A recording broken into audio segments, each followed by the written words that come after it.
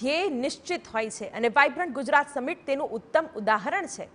સાંસદ પૂનમ માડમે પીએમના સંબોધન બાદ તેમની ગેરંટી સાકાર થશે તેવો દાવો કર્યો છે અને સાથે જ કહ્યું છે કે 2047માં વૈશ્વિક ઇકોનોમી સ્તરમાં ગુજરાત હશે અગ્રેસર। विशेष अवसर पर भाव वाइब्रન્ટ समिट में पोतानी स्पीचना समापन में वडाप्रधाने कह્યું કે सपना तमे जुओ साकार करवानुं सामर्थ्य मारी पासे छे। અને આજ મુદ્દે વાત કરીશું આપણે સાંસદ પૂનમબેન માડમ સાથે।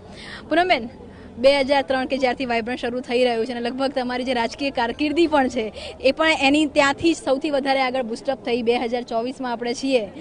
કેટલા સપના તમે પણ જોયા અને વાઇબ્રન્ટને કઈ રીતે આગળ જતું તમે જોયું?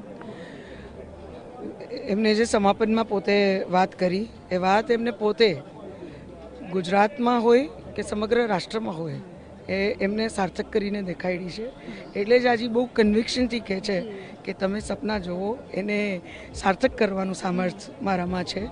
અને આપણે વાઇબ્રન્ટની જર્ની પણ જોઈએ તો આ 20 વર્ષની જર્ની એમનું જે કન્વિક્શન હતું એને વાઇબ્રન્ટ દ્વારા અને અન્ય એમના વિઝનથી, એમના કાર્યોથી એમને ગુજરાતને વિશ્વનું રાષ્ટ્રનું ગ્રોથ એન્જિન બનાવ્યું અને આજે ભારતને તે વિશ્વનું ગ્રોથ એન્જિન બનાવવા માંગે છે। એ દિશામાં એ મજબૂતીથી જ્યારે આગળ વધતા હોય ત્યારે મને ખાતરી છે કે દરેક ભારતીય આજે જે સપના, જે પ્રકારના ભારતના સપના જોવે છે એને ચોક્કસ સાર્થક કરવાનું કાર્ય નરેન્દ્રભાઈ એમની મહેનત, એમના વિઝન અને એમના સ્ટ્રોંગ ડિસિઝન પાવર, એમની લીડરશિપના માધ્યમથી ચોક્કસ કરશે।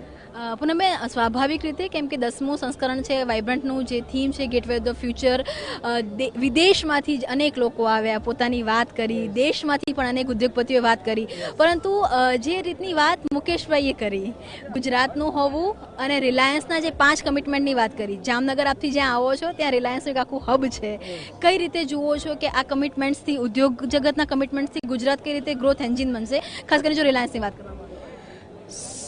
માત્ર રિલાયન્સ નહીં પણ બધી જ એ સાચી વાત છે કે રિલાયન્સનું પ્રેઝન્સ જામનગરમાં રિફાઇનરીના માધ્યમથી ખૂબ સ્ટ્રોંગ છે।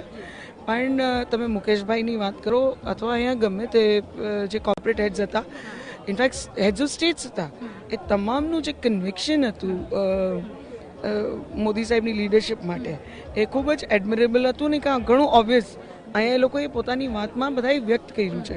જે લીડર્સ કોઈ દિવસ આ પ્રકારની આટલી પર્સનલાઇઝ વાત અથવા રેફરન્સીસ ના આપે એવા લીડર્સ, એવા હેડ્સ ઓફ કંપનીઝ એ પ્રકારના રેફરન્સીસ આપ્યા, એ પ્રકારની વાત ઉદાહરણો દ્વારા કરી। અને જ્યાં સુધી એક ગુજરાતી તરીકેની વાત છે તો સ્વાભાવિક રીતે મુકેશભાઈ હોય કે દરેક ગુજરાતી હોય એ સ્વાભાવિક રીતે પ્રાઇડ લે કે એમના ફેલો ગુજરાતી આ દેશનું નેતૃત્વ આટલું મજબૂતીથી કરે છે અને આજે વિશ્વ એમને એક રાહ ચીંધાડનાર નેતા તરીકે કે ભારત ભવિષ્યમાં આખા વિશ્વને રાહ ચીંધાડશે મોદી સાહેબની લીડરશિપમાં એ પ્રકારે જોવે છે। એટલે આજે જ્યારે સમગ્ર વિશ્વ ને એમના નેતૃત્વ પર એટલો વિશ્વાસ હોય ત્યારે સ્વાભાવિક રીતે મુકેશભાઈએ જે ઉલ્લેખ કર્યો એમાં આપણે બધા પહેલો ગુજરાતી તરીકે ક્યાંક સુર પુરાવશું કે we are all very proud of both are prime minister અને એઝ અ ફેલો ગુજરાતી આપણે બધા એમાં ગર્વ લઈએ છીએ। એક અંતિમ સવાલ, કેમ કે 20 વર્ષ વાઇબ્રન્ટના પત્યા છે જે રીતે વડાપ્રધાને વાત કરી 2047 એટલે કે આગામી 20 વર્ષ એટલે કે વીજીના 40 વર્ષનો રોડમેપ બતાવ્યો છે, ગુજરાતને 2047માં આપ ક્યાં જુઓ? ગુજરાત જેમ આજ સુધી મજબૂતીથી આગળ વધતું રહ્યું છે, રાષ્ટ્રનું ગ્રોથ એન્જિન બની અને હંમેશાથી આગળ રહ્યું છે, ગુજરાતને વિશ્વની 3rd લાર્જેસ્ટ ઇકોનોમીમાં સૌથી મોટા કોન્ટ્રીબ્યુટર ભારતમાં ગુજરાત બને એ રીતે હું એને 47માં જોઈ રહી છું। તમારી સાથે વાત કરવા માટે તો હતા સાંસદ પૂનમબેન માડમ કે જે હું જાતે પણ માની રહ્યા છે કે 2047 સુધીમાં ગુજરાતનું વર્લ્ડ ઇકોનોમીમાં એક સ્થાન હશે। જે સપનું વડાપ્રધાને જોયું છે તે સપનું ખૂબ ઝડપથી સાકાર થશે। કેમેરામેન ઇમરાન સાથે કિંજલ મિશ્રા, TV9 ગાંધીનગર।